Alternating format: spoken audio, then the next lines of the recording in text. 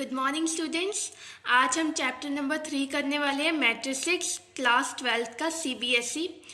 Matrix chapter start करने से पहले मैं आपको इसके यूजेस बताना चाहूँगी, क्योंकि जर्नली बच्चों को इसको यूजेस नहीं पता होते, तो आपको पहले यूजेस जानना बहुत ज़रूरी ताकि आपका इस चैप्टर में इंटरेस्ट बना रहे।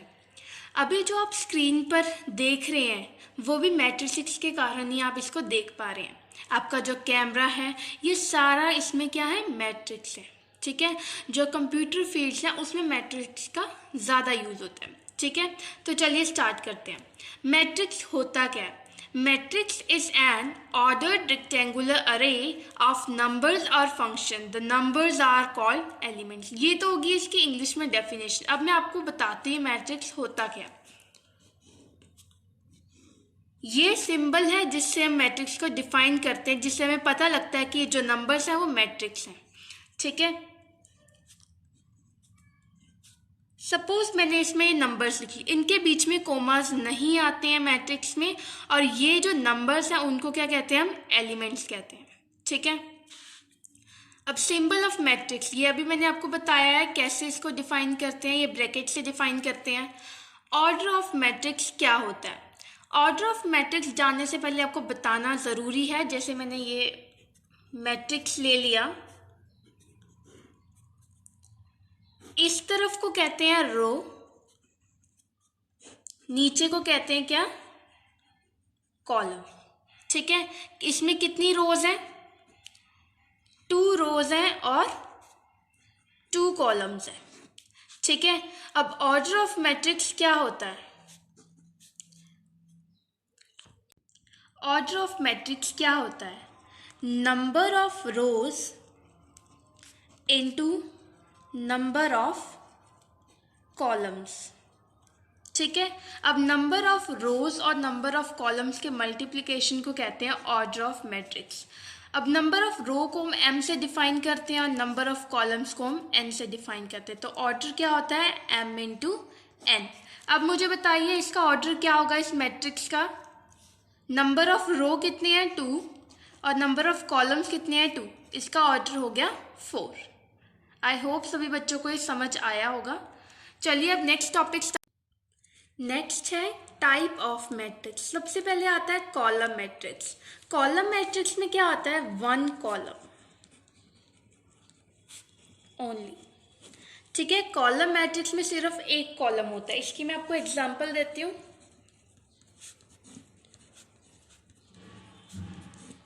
अब इसने बताइए मुझे रो कितनी है, कितनी रोज हैं, 1 2 3, 3 रोज हैं।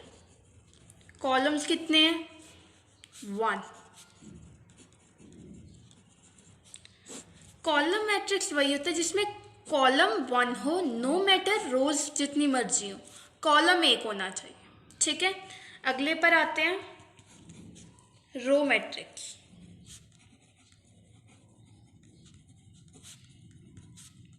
ये भी इसी के नेम से क्लियर हो गया होगा, 1 रो ओनली। ऐसा मैट्रिक्स जिसमें सिर्फ 1 रो होती है। एग्जाम्पल,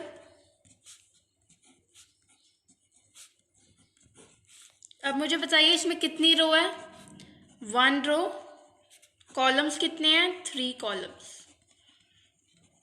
ठीक है, आई होप ये क्लियर होगा आप लोगों को। अब थर्ड देखिए, जीरो मैट्रिक्स। इसे जीरो मैट्रिक्स भी कहते हैं और नल मैट्रिक्स। ये भी इसी के नेम से ही क्लियर है। जीरो मैट्रिक्स में क्या होता है, ओनली 0। जैसे एग्जाम्पल ये है, जहां पर क्या हो, सिर्फ 0 हो, उसे कहते हैं हम जीरो मैट्रिक्स और नल मैट्रिक्स। नेक्स्ट है स्क्वायर मैट्रिक्स।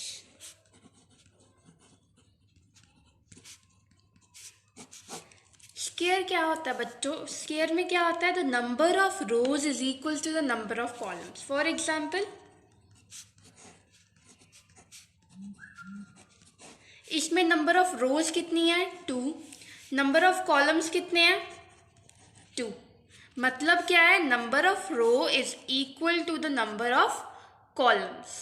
ठीक है, ये हो गया हमारे पास। फिर उसके बाद आता है फिफ्थ वाला, that is diagonal matrix. Diagonal matrix क्या होता है? ये क्या है? एक तरह का स्क्वायर मैट्रिक्स होता है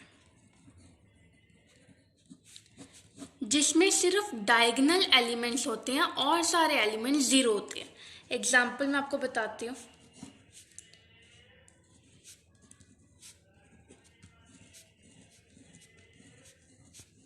क्या है? डायगोनल एलिमेंट्स को छोड़ के और सारे एलिमेंट्स जीरो हैं, इसको क्या कहते हैं?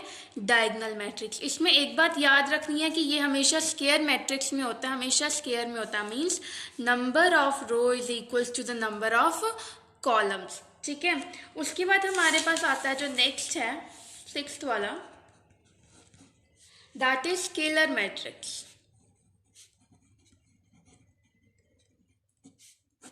एक डायगोनल मैट्रिक्स में एक और बात याद रखिए कि ये जो डायगोनल एलिमेंट्स होते हैं ये सारे अलग अलग होते हैं। अगर ये सेम हो तो ये स्केलर मैट्रिक्स बन जाता है। आई होप समझ आ रहा होगा सभी को। डायगोनल मैट्रिक्स में सिर्फ डायगोनल एलिमेंट्स होते हैं और सारे एलिमेंट्स जीरो होते हैं, और ये जो डायगोनल एलिमेंट्स हैं वो डिफरेंट होते हैं। स्केलर में क्या होता है, एग्जाम्पल देती हूँ आप लोगों को।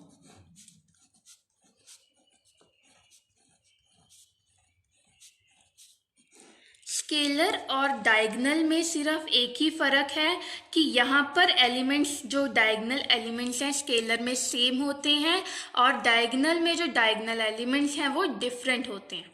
ये भी स्क्वायर मैट्रिक्स ही होना चाहिए। ठीक है, उसका अगले वाला है seventh, that is identity matrix.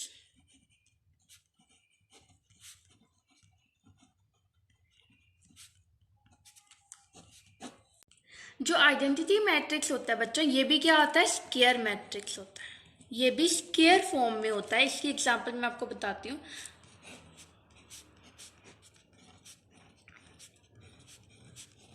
फर्क सिर्फ इतना होता है, यहाँ पर सिर्फ आइडेंटिटी मैट्रिक्स में 1 1 आता है, और ये भी स्क्वायर में होना चाहिए। डायगोनल में जो होता है इसमें डायगोनल एलिमेंट में होना चाहिए।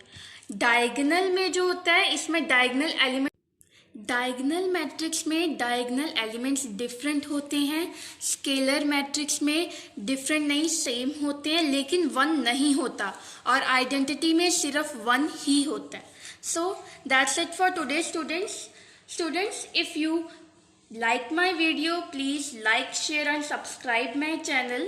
This is my first video. If you found it useful, please support this channel, which will motivate me to make such videos. Thank you, students.